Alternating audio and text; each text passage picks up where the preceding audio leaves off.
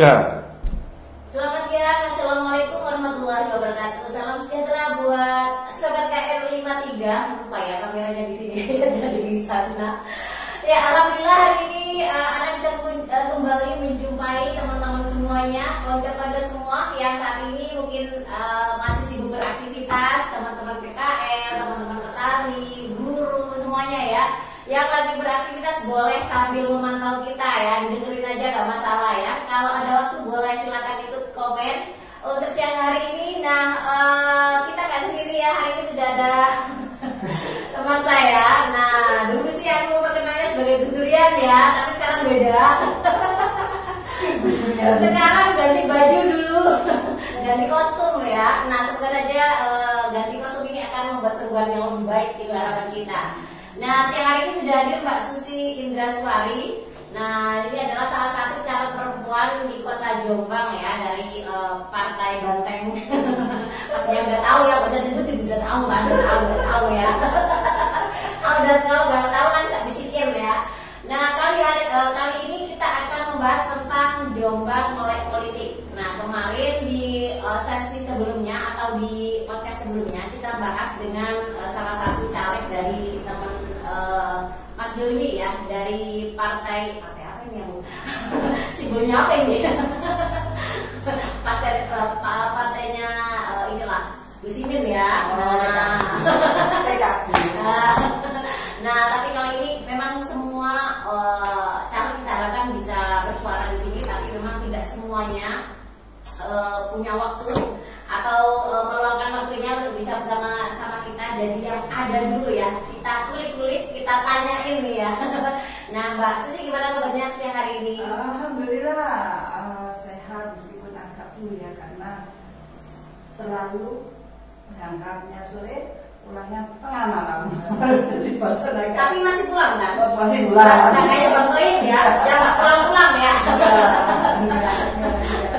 Iya, Mbak Susi, dengan kesibukan yang baru, kalau dulu mungkin kita kenalnya ini sebagai salah seorang aktivis ya di Kota Jombang yang bersama-sama teman-teman, ada teman-teman aliansi, ada teman-teman BCC yang menyuarakan isu perempuan. Kemudian sekarang memilih untuk terjun ke dunia praktis ya, untuk menjadi salah satu calon wakil rakyat yang nantinya diharapkan akan bersuara untuk mereka. Nah, sebagian teman-teman di rumah mau ada yang ingin tahu kira-kira apa sih yang menjadi motif Mbak Susi kenapa tertarik terjun ke dunia politik atau bahkan sekarang menjadi salah seorang caleg yang ada di Kota Jombang ini? Oh ya, pertama-tama terima kasih Mbak, waktu diberikan untuk saya mau kampanye ya.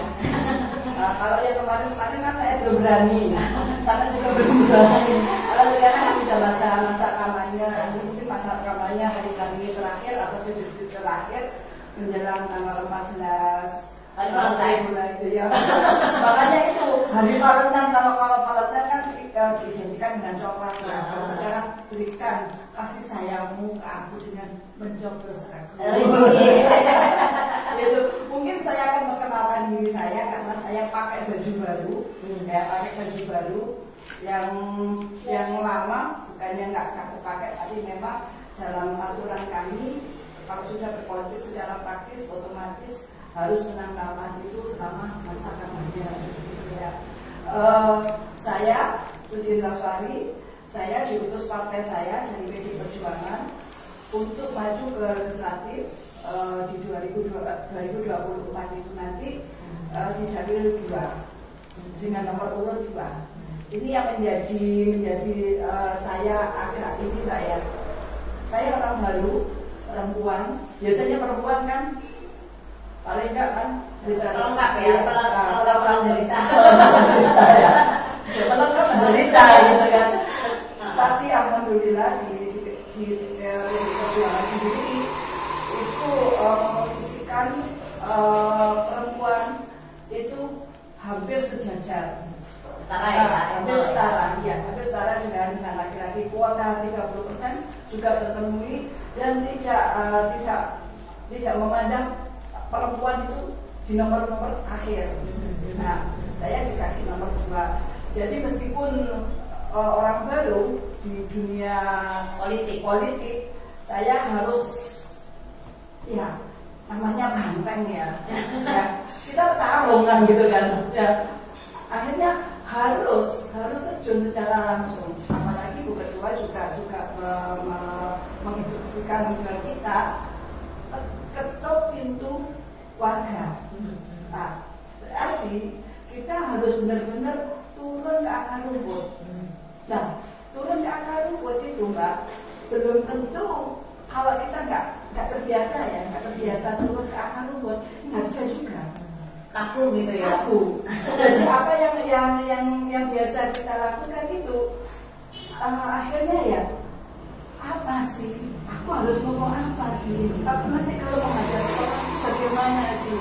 Itu yang memang dialami sama beberapa teman caleg ya yang jarang untuk terjun ke lapangan. Ini Mbak Susi, sebelum lanjut ya.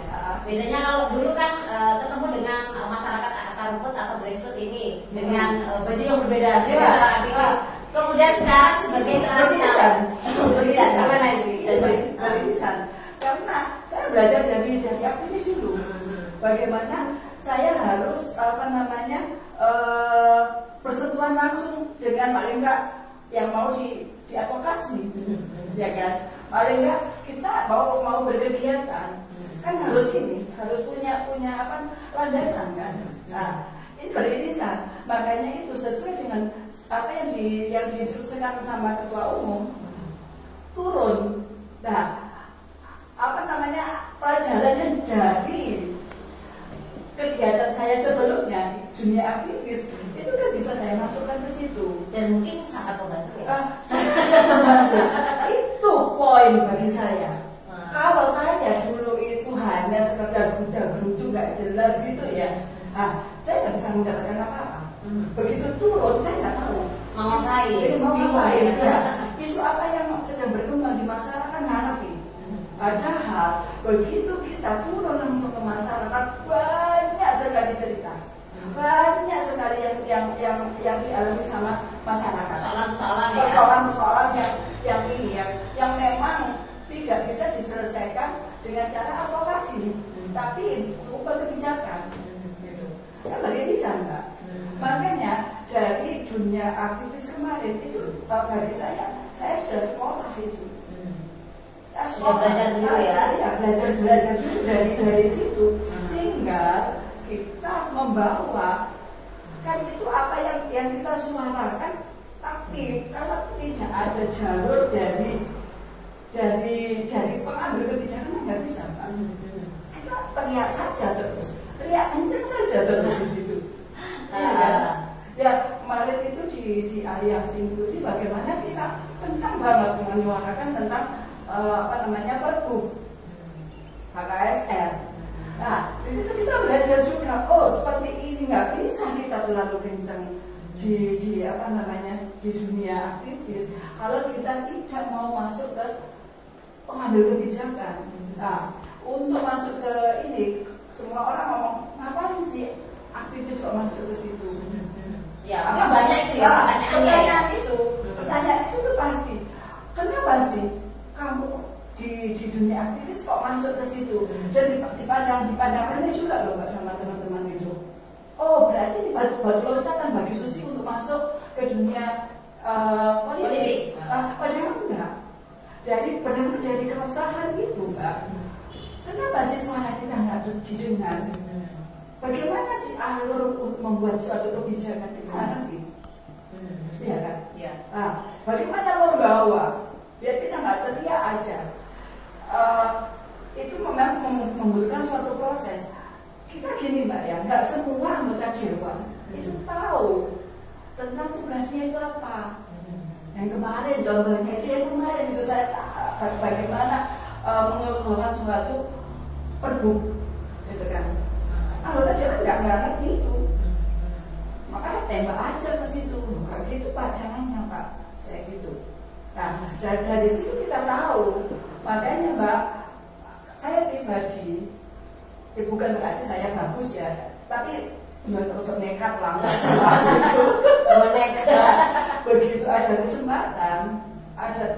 kesempatan untuk masuk, apalagi masuk di partai yang menurut saya punya ideologis, ya kan, bukan yang lain punya ideologi apa enggak ngerti. Kalau partai saya sih punya Iya, yang kuat gitu kan. Nah, saya masuk saja.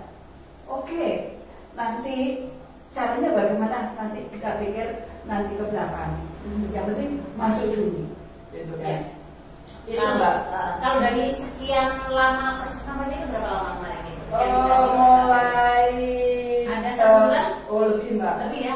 Lebih sudah lebih. Hampir 2 bulan. Hampir 2 bulan ini selama Mbak Susi apa istilahnya Pak Jokowi itu berusukan atau paling nggak ketemu dengan masyarakat grassroots ya, kira-kira persoalan utama apa sih yang saat ini sedang dialami atau dihadapi oleh masyarakat Jombang? Masalah ini Mbak, masalah apa namanya yang dihadapi. Aku kalau kemarin itu di akar rumput itu menemukan berbagai macam kasus Mbak ya, oleh KDRT itu juga masih ada. Terus anak yang tidak termakai sama orang tua laki-laki ya, karena perceraian itu juga ada. Terus yang lagi marah itu Mbak ya, gimana sih caranya mendapatkan bantuan sosial? Itu ya. Itu yang nggak tersosialisasikan dengan baik. Kenapa hanya itu saja yang dapat? Kenapa kok ini ya Mbak ya, tidak merata, tidak merata? Terus bagaimana cara memperoleh bantuan sosial itu? Cara mengaksesnya, ya, cara mengaksesnya itu nggak tersosialisasikan dengan baik Pak. Nah, sehingga masyarakat itu beranggapan nek duduk wong Pak Lurah, dia hanya terus Pak Lurah nggak oleh. Ada sentimen seperti itu, padahal tidak juga. Mungkin ada, tapi tidak semua. Karena gini Mbak, karena sekarang itu bantuan itu kan pusat semua Mbak. Dari pusat ya? Ya, dari pusat, dan data-data dari daerah itu merujuknya ke pusat, gitu kan. Jadi masyarakat itu tidak ngerti bagaimana sih cara aksesnya PKH. Padahal di situ mendaftar dulu. Desa hanya menerima pendaftaran. Yang mengelola dan yang menentukan bantuan itu ke siapa itu pusat, orang-orang Jakarta. Ya. Mungkin prosedurnya ya, yang publik tidak tahu, sehingga yang dikasih tahu itu tadi keluarganya Pak Lurah mungkin, atau keluarganya RT mungkin, yang memang mereka bisa dengan akses informasi. Monggo Mas Kami. Nah ini mungkin Mas Kami nanti juga mau ikut bersuara ya. Ada persoalan apa dengan kedai kopi ini ya? Kayak katanya kena pajak ini ya. Mungkin nanti bisa bersuara ini Mbak Susi. Ya, makasih Mas Kami. Mungkin ini yang memang bahasa, bukan berarti saya sekarang lagi menyoroti apa yang dilakukan Presiden Jokowi ya, soal bansos ini. Tapi memang sebenarnya masyarakat pada umumnya nggak ngerti cara aksesnya, bagaimana cara mendaftar memperoleh PKH. Ingat, bansos itu bukan milik perorangan, bukan milik satu golongan saja. Bansos itu memang untuk masyarakat, gitu kan. Dan itu tidak berasal dari Pak Jokowi. Bukan. Itu dari pajak. Uang kita. Uang kita sendiri. Nah itu yang mungkin tidak dipahami juga ya. Mungkin ini memang ya itu sarana empuk untuk kampanye. Betul. Untuk membagi-bagi kue. Nah, bagaimana apa namanya kalau sudah dibagi kue itu masyarakat mulai tertarik dengan ini. Tapi masyarakat harus kita sadarkan, harus mulai kritis ya. Mulai kritis. Kalau bansos apapun itu dengan label apapun itu, ingat itu bukan uang pribadinya Presiden Jokowi. Itu bukan Menteri Sosial, bukan dari Menteri Sosial. Itu ingat, itu dari pajak kita. Mulai dari pajak, mulai kembali lagi. Coba dipermasalahkan soal pajak. Bagaimana pajak yang ramai naik? Naiknya ugal-ugalan. Kalau bahasanya debat kemarin ya. Naiknya ugal-ugalan itu Mbak Susi ya. PDB naik. Enggak ini sih, saya juga mengalami itu. Padahal kemarin juga saya sudah membayar PDB tapi ditarik lagi. Itu pernyataan. Rumah yang satu itu tidak membayar pajak itu sekitar 5 tahun. Ada yang satunya lagi 9 tahun. Padahal tiap tahun itu ditarik, saudara-saudara. Oh, ada bayar, teman. Iya, tidak bayar. 9 tahun berarti mulai era Pak Jokowi gitu. Saudara, tidak bayar. Seperti itulah. Jadi di era-era itu, terus akhirnya mau nggak mau ya tetap harus bayar. Ya, karena memang berkaitan dengan kewajiban kita sebagai warga negara. Yang satu kita bayar, dua-duanya harus kita bayar kan gitu. Jadi benar-benar Mbak, bulan kemarin kalau nggak salah ya, di awal-awal tahun atau pertengahan tahun itu saya membayar 2 kali senilai 5 jutaan. Lumayan kan Mbak? Lumayan gitu ya. Lumayan. Kalau buat itu beras itu sudah berapa kali ya? Yang ngomong-ngomong beras ini Mbak, jadi ingat nggak tahu ya, ini menjelang pemilu atau apa ya? Tapi kenapa semakin kesini bahan-bahan pokok ini emak-emak ini terutama benar-benar mengeluh. Mbak Susi mungkin sudah salah satu emak yang ngomong. Kenapa harga sembako nggaknya beras Mbak Susi? Minyak, tomat itu 100.000, mau nyambel itu sekarang harus mulai ngirit. Nah, ini suara mama di luar sana ya, kenapa sembako ini naik gitu ya? Kan nggak ada urusannya, ya misalkan yang urusannya pemilu ya, tapi yang harus diutamakan ini kan hak dasar ya, hak dasar dari masyarakat, hak untuk bisa makan, hak kesehatan, hak pendidikan ini kan harusnya prioritas. Tapi kenapa ini kok semuanya pada naik ini? Ya, kemarin itu seminggu yang lalu, hari Senin yang lalu, saya juga dengan teman-teman dari PDI Perjuangan mendampingi Ibu Atiko Ganjar Pranowo. Oh iya. Berkunjung ke Jombang ya Mbak ya. Itu mengunjungi pasar Bareng. Bareng. Sama Mbak, sama dengan kita. Harga sembako naik semua. Harga sembako naik semua, gila-gilaan. Beras itu Mbak ya, yang dulu harga 11.000 itu kita sudah enak. Sudah dapat bramu ya. Dapat bramu ya. Sekarang itu nggak tahu berapa ya. Jelas nggak dapat deh Mbak. Kalau dulu. Kalau sekarang tahun yang lalu. Bramu itu 15 Mbak. Nah, itu. Ya, aku kemarin juga beli beras ya. Lumayan nih. Belum tentu saya udah oleh 20 kilo.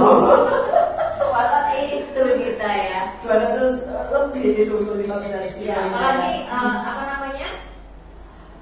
Perekonomian juga lagi turun nggak ya? Satu banget ya. Kayaknya yang diperlukan nggak hanya 1-2 orang, tapi hampir merata. Ditambah lagi cuaca seperti ini ya. Teman-teman PKL yang biasanya mungkin kalau nggak hujan minimal ada orang yang keluar gitu ya untuk jajan. Tapi karena hujan itu juga berpengaruh. Di samping memang daya beli masyarakat mungkin turun. Gitu. Ini Mbak ya, kalau kita amati ya, karena saya turun langsung Mbak ya, ini pabrik-pabrik yang ada di Jombang ini juga sudah mulai agak ini ya,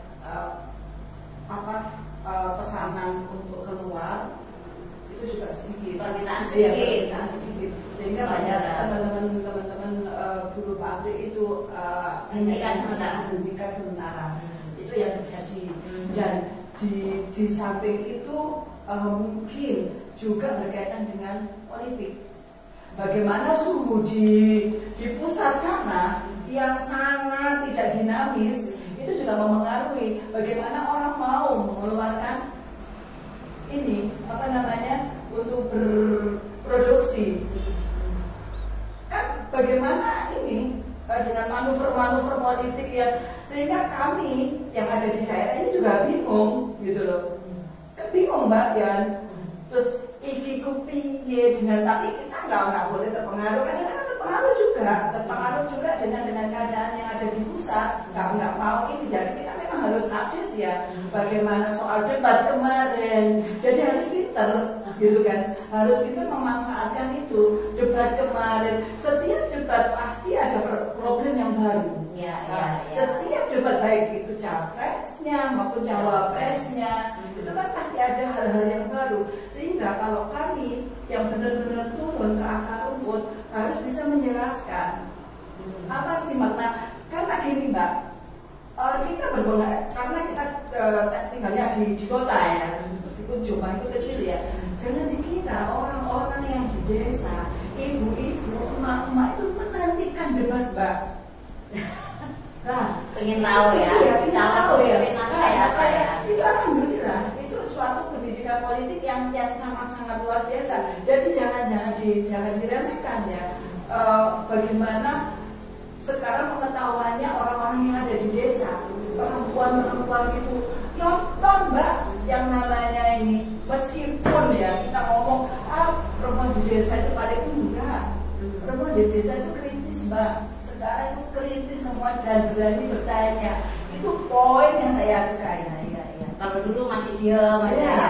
Nah, ngomong perempuan ini yang jadi tertarik nih Mbak Susi. Jadi kalau di Jombang sendiri kan persoalan perempuan ini, terutama misalnya kasus kekerasan terhadap perempuan itu kan masih banyak ya. Kekerasan di instansi agama, pesantren itu kan juga masih ada. Nah, kira-kira untuk mengatasi persoalan ini, seandainya nanti ya Mbak Susi terpilih gitu ya menjadi caleg untuk ikut menyuarakan tentang persoalan perempuan, kasus-kasus yang dihadapi perempuan ini seperti apa?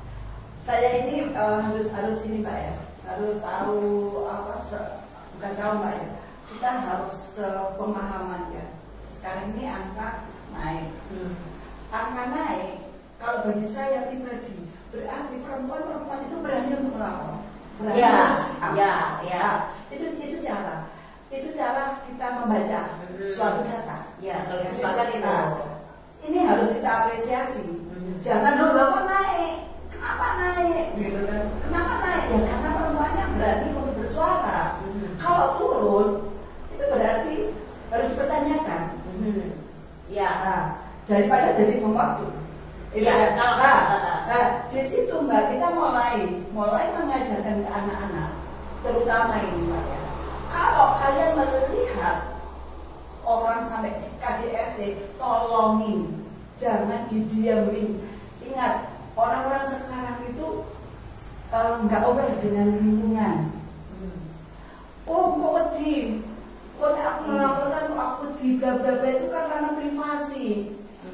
Cuman kalau terjadi sesuatu yang tidak diinginkan, apakah itu karena privasi? Itu kan Mbak, kita mulai menyadarkan. Tapi ya jangan sampai ada apa namanya, ada kekerasan lah yang ini ya.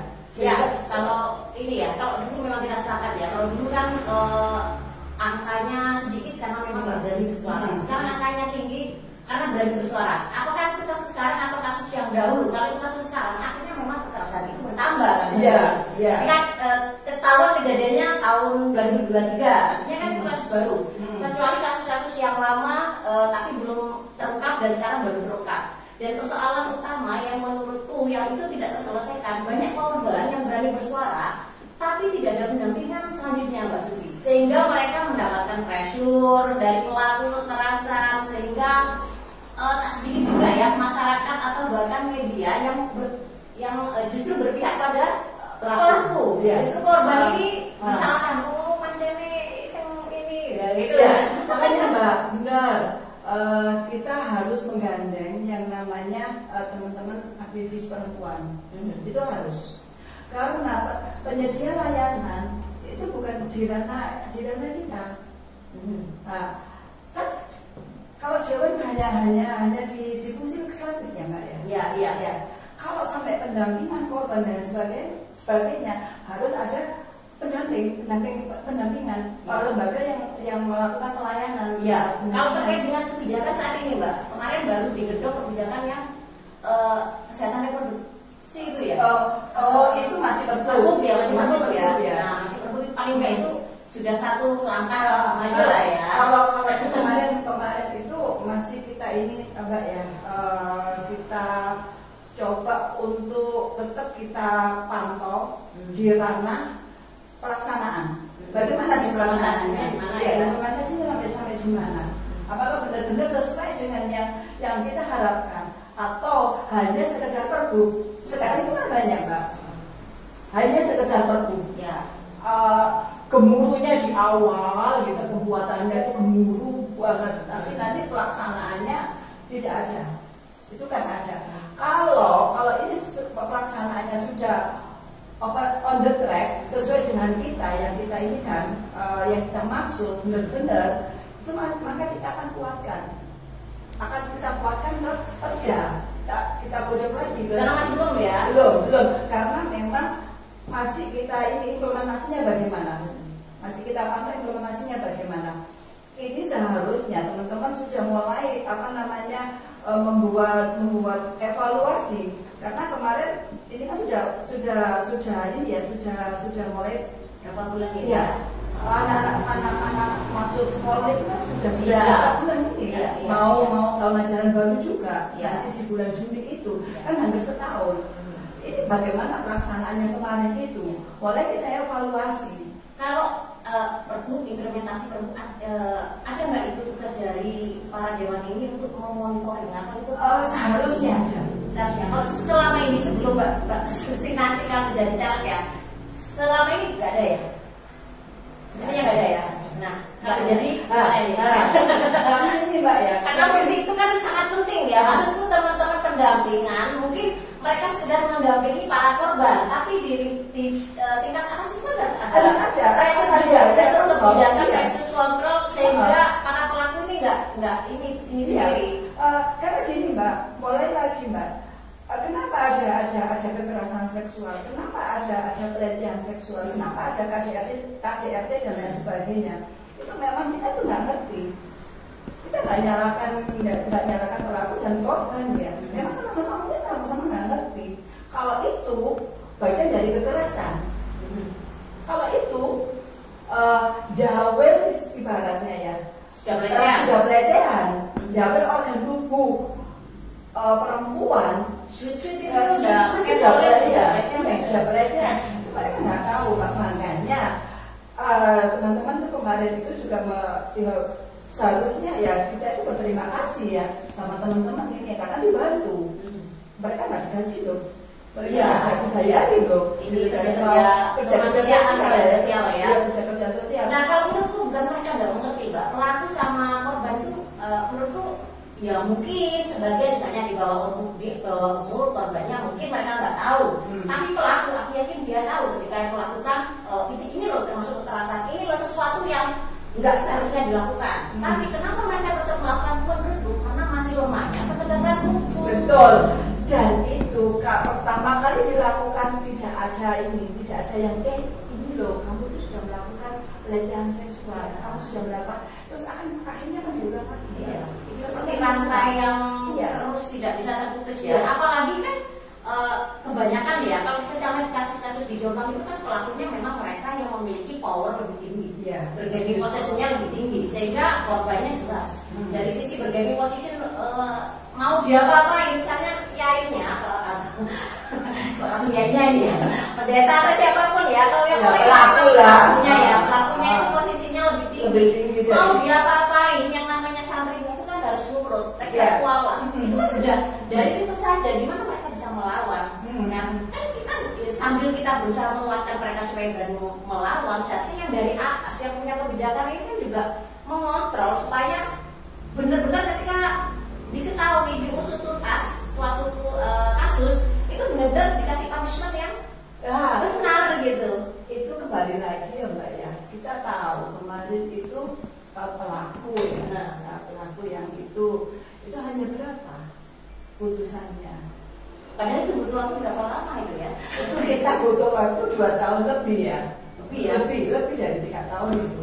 Baru diputus berapa tahun aja. Kita sebagai pendamping korban nggak punya kekuatan yang sangat-sangat ini. Nah, coba ini nanti ya mungkin dari penonton yang yang sedang melihat kita itu ini tahun-tahun politik. Bukan hanya yang ramai sekarang itu memang presiden. Tapi ingat, presiden yang baik kalau tidak diimbangi dengan anggota legislatif yang baik juga, niscaya itu akan berjalan dengan baik. Makanya memilih itu harus benar-benar tahu track record semuanya, track recordnya bagaimana. Bukan yang ngasih uang berapa, apakah ada isinya apa enggak. Itu tergantung memang sekarang tergantung sama masyarakat ya. Memilihnya bagaimana. Jadi yang perlu digarisbawahi sekarang ini memang benar. Sekarang lagi heboh tentang tentang apa namanya pilpresnya, tapi legislatifnya tak kalah penting. tak kalah penting. Jadi dua-duanya nyambung. Karena yang bersentuhan langsung lebih ke legislatif ya. Legislatifnya. Karena dia yang harusnya menyuarakan ya. Iya. Kalau ke presiden kayaknya agak jauh. Terlalu jauh. Terlalu jauh suara kita ini. Iya. Karena memang kita dibawa dari kabupaten dibawa ke provinsi baru dibawa ke pusat. Ada tahapan yang panjang ya. Ada strukturalnya gitu kan. Nah ini teman-teman sahabat KRI Mati kan juga harus mulai politik, harus mulai belajar tentang politik gitu kan. Politik itu kita bukan hanya pilpres ini saja kan. Sebenarnya ya Mbak ya, kalau kita hidup itu juga sudah berpolitik kan kita. Hidup itu sudah berpolitik. Jadi kalau teman-teman sahabat KRI Mati ini besok di tanggal 14 Februari 2024 ini menggunakan hak pilih, benar-benar menggunakan hak pilih, jangan golput. Kenali yang namanya legislatifnya. Calonnya seperti apa? Nah, calonnya seperti apa? Kalau presidennya mungkin kita bisa lihat di televisi, tapi caleg harus benar-benar tahu informasi yang benar. Bagaimana kita memilih caleg yang bisa benar-benar berpihak pada masyarakat. Banyak juga loh Mbak, para pemilih itu yang nggak kenal semua. Misalnya dari satu ini kan, satu dapil ada 8 orang. Itu kadang yang dikenal cuma 1 atau 2 yang ini sopo yo. Ada juga loh. Ada benda bandi kan. Apa ya? Atau dibilin, kira-kira orangnya dari wajahnya ini mana yang bagus ya? Nggak ada ya? Nama ya sekarang ya? Hanya nama sekarang. Kalau kemarin itu enak ya, yang berwajah cantik, kadang-kadang enak ya, masih kepilih ya. Tapi sekarang nggak ada. Sekarang lihatnya dari banner-banner yang berseliweran gitu ya. Ya, banner-banner yang berseliweran dan ini. Tapi kalau memang mau tahu track record, ya ini saya diajari sama Anan sorry. Lihat di ininya, di googling. Jadi nama itu kita searching. Iya. Nah, jadi kita tahu bagaimana orang ini siapa, backgroundnya seperti apa, kegiatannya bagaimana. Itu kalau sudah muncul di Google, kita searching muncul itu. Google ya. Tanya lagi Google, gitu kan. Dia tahu bagaimana orang itu. Ya memang itu ya salah satu cara kita untuk tahu calon-calon yang akan kita pilih seperti apa. Memang salah satunya kita di googling atau juga lihat di media sosialnya. Memang setiap aktivitasnya kita bisa pantau apakah ini baik atau ternyata baiknya hanya sekian bulan ini. Nah betul itu, hanya sekian bulan ini, yang bulan kemarin kemana aja ya. Nah itu bisa menjadi satu catatan supaya teman-teman dalam pemilih itu nggak salah pilih gitu ya. Karena itu tadi bukan hanya presidennya yang harus bagus gitu kan, tapi memang anggota dewannya juga harus bagus karena itu beririsan. Kembali lagi itu beririsan. Harus mulai banyak mendengar ya para caleg. Jangan selalu ini didengar. Itu Mbak, kita kalau ke ini ya ke akar rumput ya, jangan ngomong, jangan dengerin ya, tapi kita mendengarkan keluh kesah masyarakat itu apa, sehingga kita tahu ini loh yang sekarang dibutuhkan masyarakat, ini loh yang memang benar-benar masyarakat inginkan. Nah, sehingga kita itu benar-benar bekerja untuk masyarakat, bukan untuk memperkaya diri kita sendiri. Kalau untuk memperkaya diri kita sendiri, ya ngapain jadi caleg? Ngapain jadi koruptor? Ngapain jadi anggota dewan? Sebenarnya kalau anggota dewan itu memang mendedikasikan dirinya untuk melayani masyarakat. Oke. Lalu sih ini sudah 1 jam kah? Sudah 1 jam. Sudah 35 menit. Belum 1 jam ini. Kita tambah 10 menit lah. Ini masih seru ini. Iya. Nah, 10 menit lagi Pak Operator ya. Nah, kalau kita lihat ya, untuk pemilih saat ini sebagian besar itu pemilih pemula. Gen Z ya, teman-teman milenial yang saat ini kadang ada yang benar-benar kritis, tapi ada juga mereka yang hanya sekedar dimanfaatkan oleh para politikus yang memang tidak benar-benar mengajak mereka atau menggunakan energi mereka untuk sama-sama membangun bangsa ini menjadi sesuatu yang baik. Nah, kalau Mbak Susi sendiri melihat bagaimana sih kelompok milenial yang akan menjadi pemilih pemula di Jombang ini sendiri? Ini saya juga mendapatkan ya pemilih-pemilih praktis ya. Masih menampakkan aku juga amplop itu ukuran yang sangat kok iya sih ada saya ini kok ini padahal sudah pemilih pemula. Tapi Mbak, ada kelompok pemilih pemula yang tidak seperti itu. Itu akan sangat dipengaruhi secara ini oleh lingkungannya, Mbak. Ya benar. Kalau orang tuanya mungkin biasanya dapat amplop, mungkin kan akhirnya mainstreamnya gitu. Ya, tapi memang harus itu tantangan. Iya. Dan sebagai caleg yang mau mengubah money politik itu jadi lagi itu. Jadi ada pembelajarannya Mbak. Jadi saya masuk itu ini loh. Apa sih fungsi dewan itu? Apa sih kegunaannya ada dewan di situ? Selama ini memang masyarakat sudah betul nggak ngerti Mbak. Dulu yang kesini siapa? Nggak ngerti. Tapi ada juga teman-teman milenial ini yang nggak itu. Ada yang ngomong, Mbak, nanti kalau jadi ada program apa? Ada juga yang seperti itu. Ada juga yang seperti itu. Itu yang ini yang sudah tercerahkan. Ya, yang sudah tercerahkan. Teman-teman mahasiswa kemarin itu nobar itu juga pertanyaannya juga sangat luar biasa. Nobarnya debat capres. Pertanyaan sekitar Jombang. Hebat kan itu. Dan saya sangat-sangat sama dengan generasi yang kritis, bukan generasi yang membeo. Soalnya ya cuma tahu JP, aku ya juga kritis sekali gitu ya. Nah ini yang memang sangat saya harapkan orang-orang yang nggak apatis dengan keadaan yang sekarang ini terjadi. Kalau anak-anak muda sekarang yang apatis, mau jadi apa negara ini? Kalau dari sisi atau sudut pandang Mbak Susi sendiri, mengharapkan anak muda di Jombang ini akan seperti apa sih ke depannya? Kritis itu harus. Kritis itu tetap harus dan berinovasi.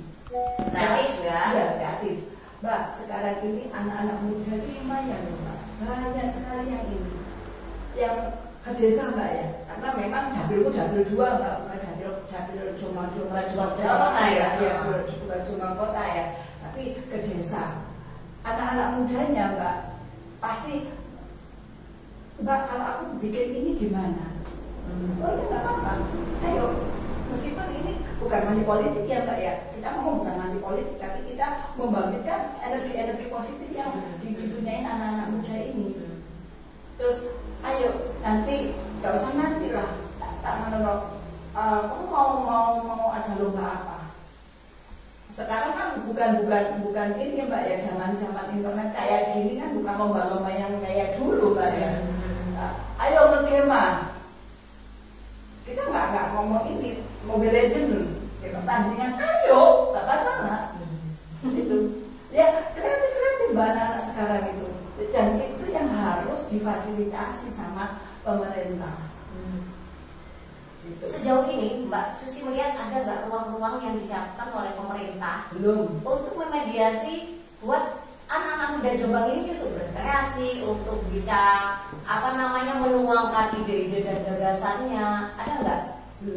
Belum ya. Nah itu nanti jadi PR ini Mbak Susi dan para caleg ke depan ya. Itu termasuk kan caleg muda ya, karena yang muda yang bersuara ini yang harus mulai bergerak. Kalau seandainya nanti kira-kira Mbak Susi seandainya terpilih ya, apa yang menjadi poin utama yang akan dilakukan, yang akan menjadi ini ya, apa ya namanya, kalau kita goalsnya, misalnya kan kita punya visi dan misi. Nah kalau Mbak Susi seandainya, aku kalau insya Allah kalau jadi caleg, aku akan fokus ke ini dulu. Pasti ada banyak kan list PR di Kota Jombang, aku yakin nggak 1-2, masih ada banyak tulisnya. Tapi kan ada yang menjadi prioritas utama yang kira-kira Mbak Susi ingin, aku mau di ini dulu. Kenapa? Nah dan alasannya kenapa kok memilih poin yang ini dulu? Nah kalau Mbak Susi sendiri apa? Ini Mbak, di kesehatan ya, perempuan, kesehatan reproduksi. Ya. Kenapa? Itu karena beririsan dengan stunting, beririsan dengan gizi buruk, beririsan dengan pelecehan seksual di HKSN itu ya Mbak, kesehatan reproduksi itu ya. Kenapa? sekarang itu kemarin itu Mbak apa namanya pengajuan untuk dispensasi nikah itu banyak loh Mbak. Dispensasi nikah itu karena apa? 100% karena ambil duluan. Dan angka perceraian juga banyak. Angka perceraian anak. Ya maksudnya kan banyak juga kan mereka usia muda akhirnya bercerai muda. Jadi anak, bukan janda muda, jadi anak. Ya. Ini Mbak, ini PR kita bersama, bukan hanya PR di ranahnya apa namanya birokrasi ya, tapi di ranah kita juga, di ranah legislatif juga Mbak. Kenapa fenomena ini terjadi? Gitu loh. Kenapa ini? Ada apa? Ini Teman-teman yang apa Mbak yang gabungan insan genre apa Mbak yang ini kelompok inklusi yang dari WCC kan ada WCC. Oh, aliansi inklusi. Iya, itu kan ada juga yang mempertanyakan kenapa pemerintah sudah bikin aturan nih batas minimal seseorang atau anak ya, seseorang itu bisa menikah, tapi kenapa masih banyak dispensasi nikah? Itu sudah saya tanyakan Mbak di tempat di yang di Kemenang. Jawabannya kita ngomongin kayak gitu ya. Terus pemerintah Kabupaten Jombang di insan genre itu juga mengkampanyekan kan, iya, supaya mengkampanyekan pembatasan nikah supaya nggak ada nikah dini ya, ada pernikahan dini ya. Terus kenapa kok tidak sinkron dengan Kemenang? Kenapa ada dispensasi nikah yang dengan mudahnya dikasih? Jawabannya apa Mbak? Karena sudah hamil. Karena sudah hamil, jadi mau nggak mau anak ini harus mendapatkan dispensasi nikah. Nah, itu nanti Mbak, kehamilan ini juga kehamilannya beresiko melahirkan generasi yang stunting. Iya, karena belum usianya ya. Iya, secara kondisi belum siap ya, belum matang ya. Stunting yang saat ini diinginkan ya, apalagi yang kalau kelas 2 tidak tahu ya namanya stunting itu apa. Itu yang memang jawabannya Pak Ganjar kemarin jelas sekali karena Pak Ganjar tahu apa namanya di grassroots bagaimana, di akar rumput bagaimana. Ya memang dari salah satunya memang dari kesehatan reproduksinya anak-anak memang harus dipersiapkan sejak anak itu sudah menstruasi sebenarnya Mbak. Kalau kamu sudah menstruasi, kamu harus seperti ini loh. Tapi kalau ditarik lagi Mbak, ngomong ya tadi memang sih kesehatan itu bisa menjadi salah satu basic right ya, hak dasar dari warga negara gitu kan.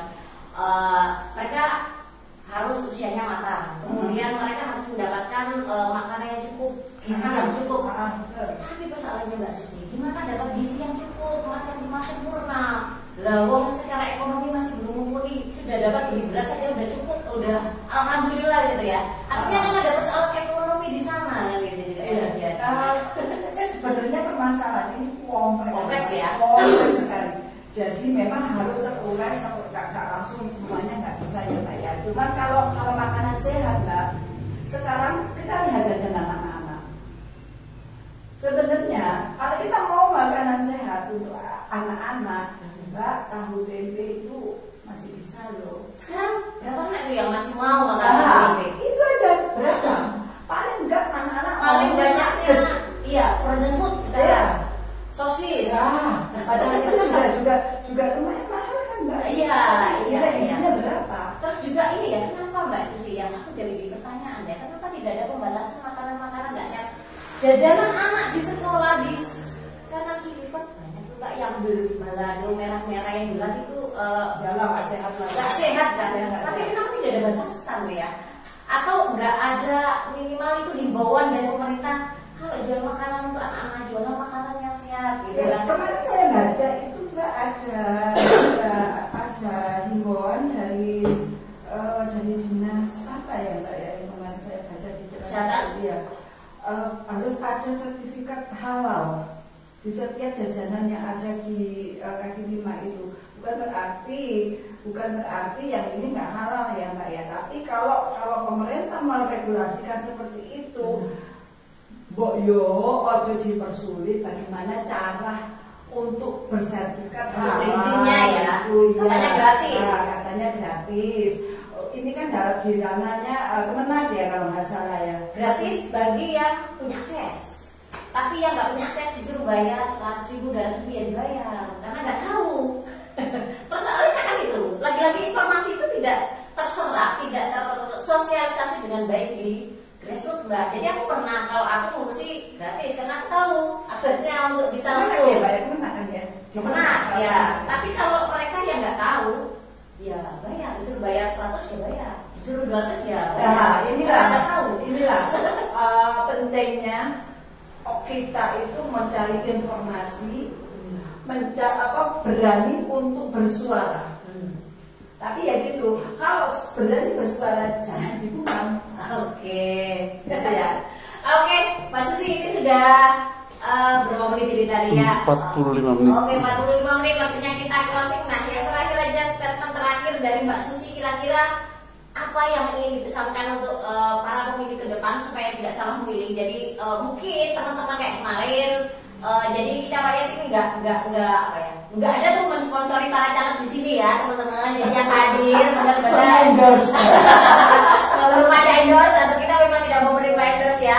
Jadi teman-teman memang kita datangkan supaya membantu teman-teman untuk mengetahui track record mereka atau mengenal lebih jauh tentang para caleg.